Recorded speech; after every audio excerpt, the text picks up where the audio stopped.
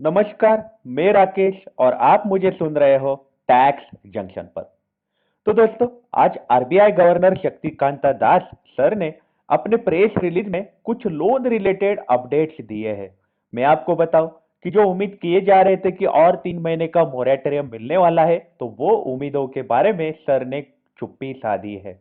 Sir ने moratorium related कुछ भी बात नहीं करी है, लेकिन कुछ चीजों से सर ने रिलीफ देने की कोशिश करी है, बोरोवर्स को और साथ ही साथ बैंकों को भी। तो आइए करते हैं हम इस बारे में डिटेल में बातचीत। तो सबसे पहले सर ने एक बात बोली कि ये जो रेट है, रिवर्स रेपो रेट जो 3.35% है, 3.35% है, वो सेम रहने वाला है। और साथ ही साथ रेपो रेट भी बदलने वाला नहीं है। मतलब आपके ईएमआई जो है वो वैसे के वैसे रहने वाले हैं। अब ईएमआई आपके फिलहाल ईएमआई आपके बढ़ने वाले नहीं है। लेकिन यहाँ पे कुछ इंपॉर्टेंट चीजें सर ने बोली है कि ईएमआई आपका सेम रहेगा, लेकिन कुछ एमएसएमई लोग जो है, जिनके असेट जिन स्ट्रेस्ड हो चुके हैं, जिनके लोन मतलब जो अभी तकलीफ में, जिनके पास बैलेंस नहीं मैनेज हो रहा है, कि कैश आ नहीं रही है लेकिन बैंक के हफ्ते भरने हैं, वो लोगों के लिए सर ने बोला है कि आप अपना लोन का रिस्ट्रक्चरिंग करके ले सकते हो। एमएसएमई के लोन जो है वो रिस्ट्रक्चर हो सकते हैं। वो रिस्ट्रक्चर करने की लास्ट डेट उन्होंने बोली है 31 मार्च 2021। 31 मार्च 2021 तक एमएसएमई अपने लोन जो है वो रिस्ट्रक्चर कर सकते हैं। लेकिन यहाँ पे एक कंडीशन उन्होंने बोली है कि आपका जो असेट है, आपका जो लोन है, वो एक्चुअली 1 मार्च 2020 को स्टैंडर्ड होना चाहिए। मतलब आपने पूरे के पूरे पुराने ईएमआई और सारे इंटरेस्ट वगैरह सब आपने भरे हुए रहने चाहिए, और 1 मार्च 2020 को आपका स्टेटस स्टैंडर्ड रहेगा और आप एमएसएमई रहोगे और आप अभी स्ट्रेच्ड हो, पैसे नहीं दे पा रहे हो ठीक से, तो फिर आप अपना लोन है वो रिस्ट्रक्चर करके ले सकते हो बैंक से। दूसरा उन्होंने लोन के बारे में बोला कि ज्यादा से ज्यादा ऐसा नजर आ रहा है कि आरबीआई चाहती कि लोग अब अपना घर में जो जमा हुआ सोना है उसके बेस पे अब कर्जा निकालें। इसलिए यहाँ पे सर ने बोला कि आपका गोल्ड लोन है, पहले आपका सोने के वैल्यू का आपको 75% लोन मिलता था, अब आपको सोने के वैल्यू का 90% लोन मिलेगा। नॉन एग्री पर्पजेस के लिए 90% लोन आप ले सकते हो। ध्यान रखिएगा, मतलब पहले आपको 1 लाख का सोना आपने दिया तो आपको 75,000 तक का लोन मिलता था, अब आपको 90,000 तक का लोन मिल सकता है। तो इससे, लेकिन ये जो आपकी जो स्कीम आरबीआई ने लाई है, ये आपको अप्लीकेबल रहेगी 31 मार्च 2021 तक। 31 मार्च 2021 के पहले आपको गोल्ड लोन लेना है तो आपको 90% तक आपको लोन मिल सकता है।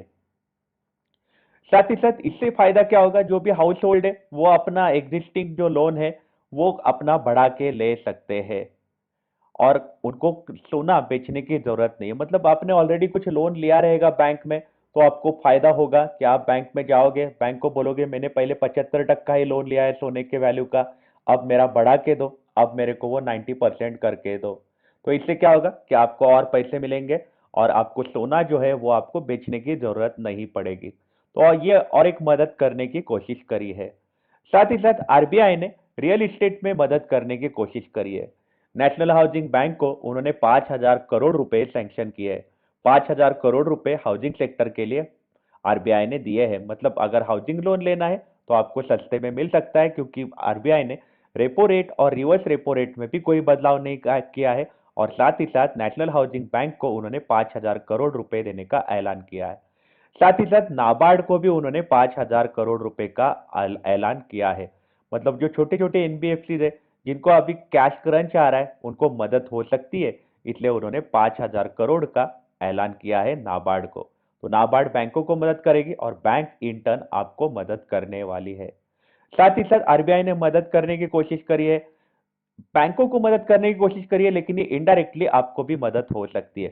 मतलब आरबीआई ने कैश रिजर्व रेशियो है उसमें फ्लेक्सिबिलिटी लाने का ऐलान किया है। आरबीआई ने ऐसा बोला है कि बैंक जो है वो अपना अमाउंट डिसाइड कर सकते हैं, और कितना बैलेंस वो आरबीआई के करंट अकाउंट में एंड ऑफ द डे रखना चाहते हैं वो बैंक अभी डिसाइड कर सकते हैं।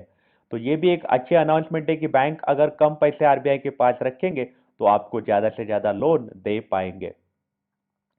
साथ ही साथ एक इनोवेशन हब फॉर्म करने का उन्होंने फैसला किया है। इनोवेशन हब से नए नए फिनेंशियल प्रोडक्ट्स निकलने वाले हैं।